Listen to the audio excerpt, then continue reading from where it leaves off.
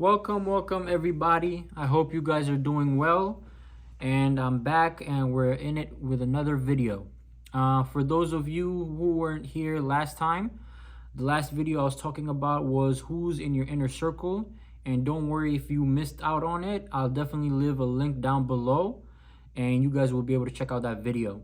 Also, if you guys are really liking the content, please subscribe and check out my other videos as well, as it will give you more context to what I'm going to be talking about, right? So last video, like I said, I was talking about who's in your inner story. Who's in your inner circle. And that was the last chapter about your inner villain, or the chapter 3, which was about your inner villain. Today, we're going to actually be getting into a new chapter, which is pretty exciting. And the title is going to be called The Power of Your Story. It's a very interesting chapter because it actually gives you practical examples of how your inner villain uses it.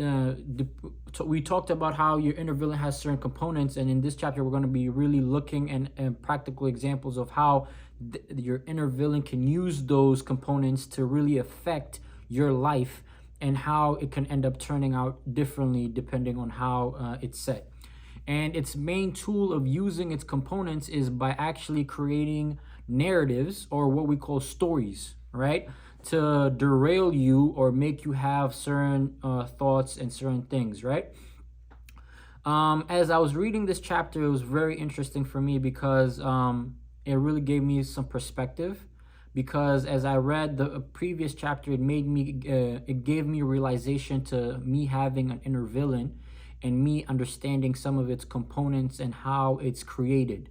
But then now in this chapter really gives me perspective of how it's used. And today, actually in this video, I'm going to be giving you guys an example or a story that the author used, and how the inner villain uses the story to affect their lives, right? As I was reading this chapter, some of the key points that I was able to realize is how important your story is, because it really does affect you mentally, emotionally, and sometimes even physically, right? Because it can really be the determining factor to whether it weighs you down or it be the winds to your sail, right? And the goal is to figure out what stories we should be telling ourselves and that align with our vision, right? Because we have a goal that we have for our lives and a vision. We have to make sure that our stories really align with this vision. If it doesn't, our outcome will be completely different, right? And also to enable us to leave our stories, our old stories in the past. As well, it takes a lot of work. Not a lot of work, but it does take work to really align your stories, because it's a process that you guys have to go through. Because the first thing is you have to first find out what your old story is, and then change it into a new story and align it with your vision, right? And some of us might not even know what our vision is for our life, so it could take a long process depending on where you're at, right? This chapter, we're also going to be uncovering stories that you tell yourself, and how even the seemingly harmless ones can really affect your life and limit you from achieving your full potential, right? Also, if you guys see me looking down, I'm looking at the notes so I can best give you guys the best value, and I'll make sure I hit all the points. So don't mind me sometimes looking down.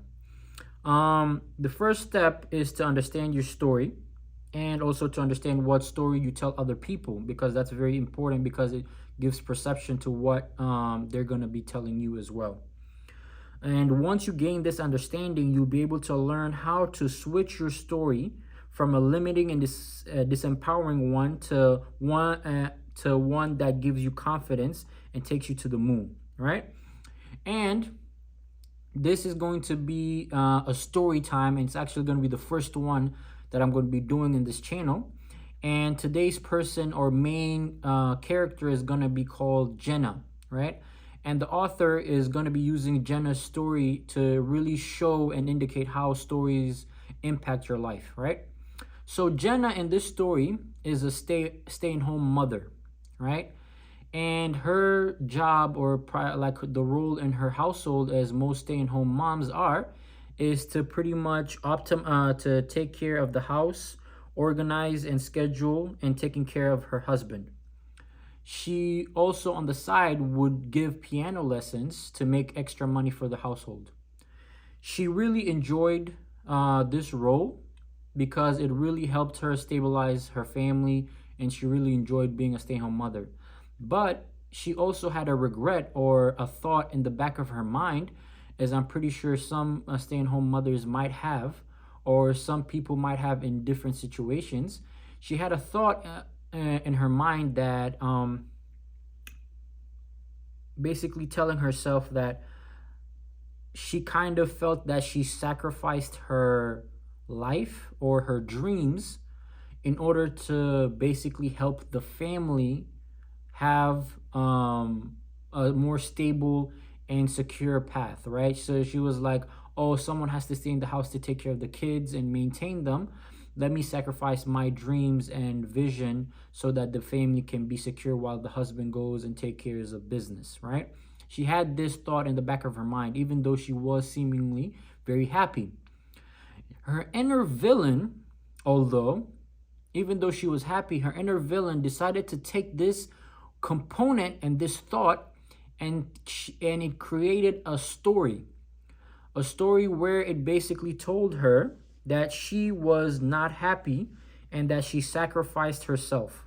She sacrificed her dreams, which really in this situation made her really question herself, right? It was an innocent story, didn't really have much power, but the inner villain said, oh, let's start creating a narrative here and go on depending on how this plays out. So it created a story basically saying, ooh, I sacrificed myself for the family, for the good of the family. Even though I'm happy right now, man, it's really tough. I really had to sacrifice everything for the household, right? And at that time, it seemed like a harmless story. But over time, a big shift happened in her life where when this children that she was raising grew up and started going to college, some of them actually getting married and gaining their own independence. At that time, her husband asked her a seemingly harmless question, basically saying, hey, babe, we should probably start thinking about maybe you getting a job so that we can make a little bit more income so we can take care of our daughter's wedding and also pay for some of our son's college expenses and also take care of ourselves because prices are going up. It's becoming more difficult in the workplace, right? He just suggested this question. The inner villain, though, used this moment in time to empower the old story that it created for her by basically telling her herself, I'm like, oh my God, I'm 60 years old. I just, my mission in life was to take care of these kids. I was the best mother. I sacrificed everything for these kids. But right now I'm old, I'm lonely. I really have no skill sets that are important in the workplace. What type of change can I bring into the marketplace to make any type of money? Like, who's gonna hire me when I'm this old rather than young people who could do more, right? And this is what the villain created and empowered her old story and now making it into the forefront, right?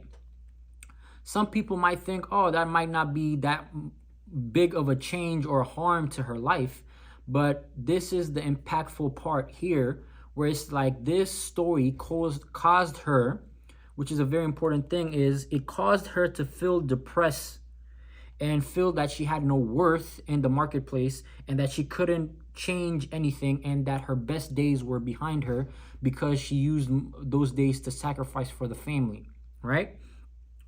During this moment, this was just seemingly a fiction. It wasn't real, right? This story that she told herself wasn't really reality, but she just kept telling herself multiple times to the point where it became reality because she started to believe it, right? And now the inner villain is really working on overdrive here because now it's getting the momentum that it needs. And now she's starting to believe it and it's starting to become reality. It also says that how the emotions that result from the stories we tell ourselves every day create the life that we're going to live, right? So as she starts to believe this and her emotions are starting to get involved, her life is changing towards the story that the inner villain is creating for herself. And during this moment, actually the change and the another shift which happened was that she happened to come across this book that I'm reviewing, and she actually realized and discovered that she had an inner villain, right? And she also discovered that she had an inner villain and started to learn what components or how this inner villain starts to operate. And she made the biggest discovery of her life, which was that the story that she was telling herself and making her feel depressed was actually a lie. She then decided to take certain steps to make sure that she doesn't let her inner villain conquer her and change her outcome. One of the steps that she took was that she actually realized, like, treated her inner voice or her inner villain as an actual person, right? And she starts treating her like it was her enemy, like it was an actual person, had a name, like she made him a reality. And she started learning what he does, how he works, what are the things he uses to attack her, and she started to go against it, right, by understanding her enemy.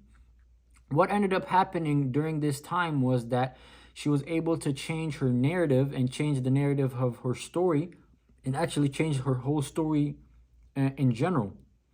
5 years after that moment happened, she was able to do a lot of things.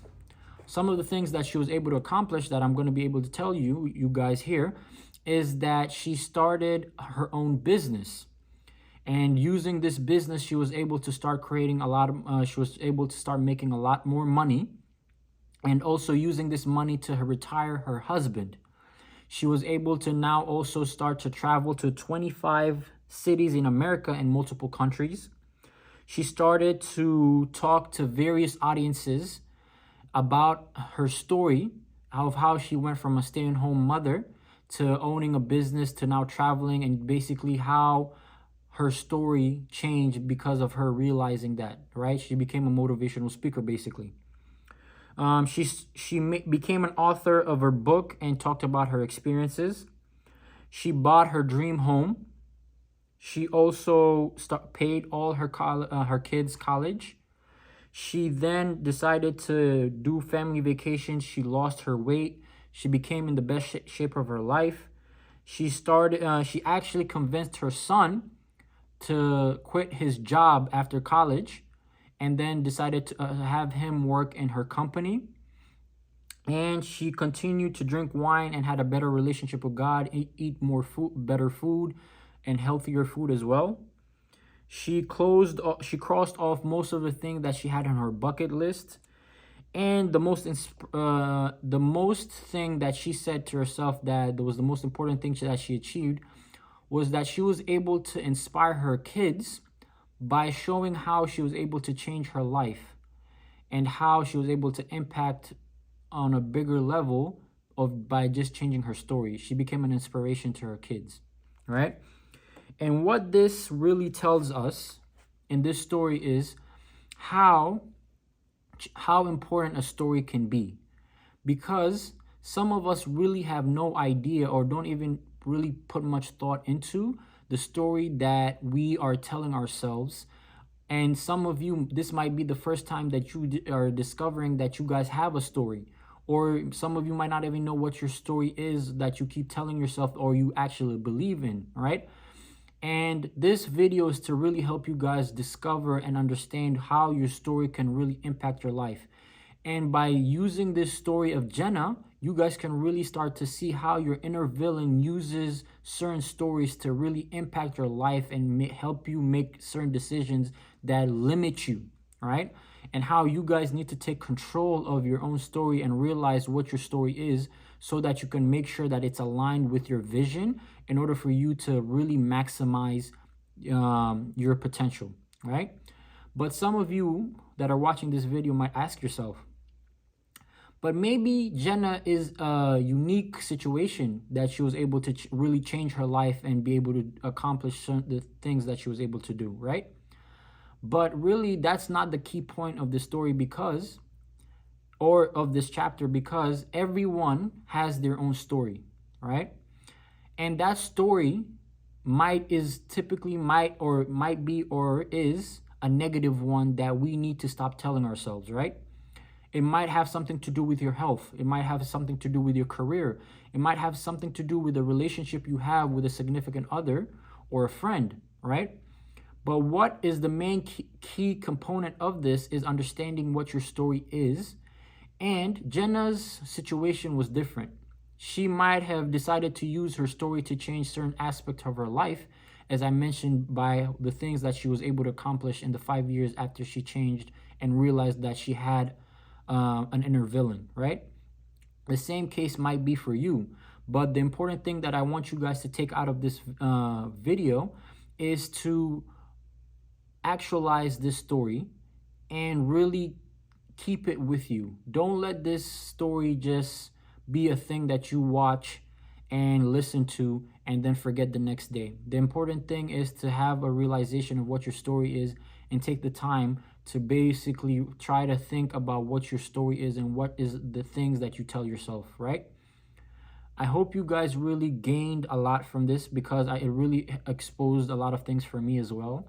And some things, as I continue to listen to and to read this book, I have to really start thinking about what my story is and what is the story that I tell other people about myself, right?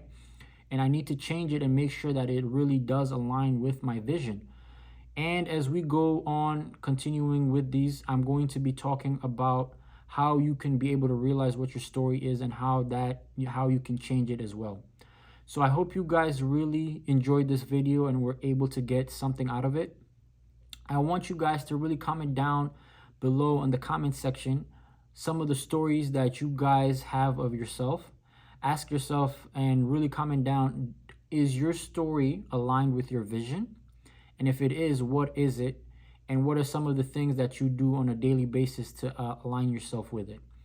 Another thing also I gained from this, and I want you to leave with it, I want you guys to take this with you as we go through this week, is to ask yourself, how do you change your story?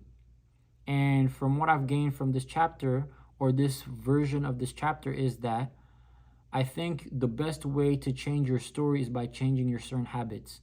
I'm pretty sure there's a lot in her story that wasn't mentioned, that she did to change her habits in order to achieve the things that she did. But I think that the first step in order to change your story is by changing your habits, so that it can enable you to really take a different path or a detour in order to do that. I hope you guys are doing well. Stay tuned to our next video, as we will be talking about how to discover your your own story, and how that could really start to impact you, right? Because that will probably be the next question you ask yourself after watching this video. I hope you guys stay tuned. Please subscribe, comment, and like this post, as it really does help me a lot to continue to making these videos. I hope you guys are having a good day, and stay tuned. Goodbye.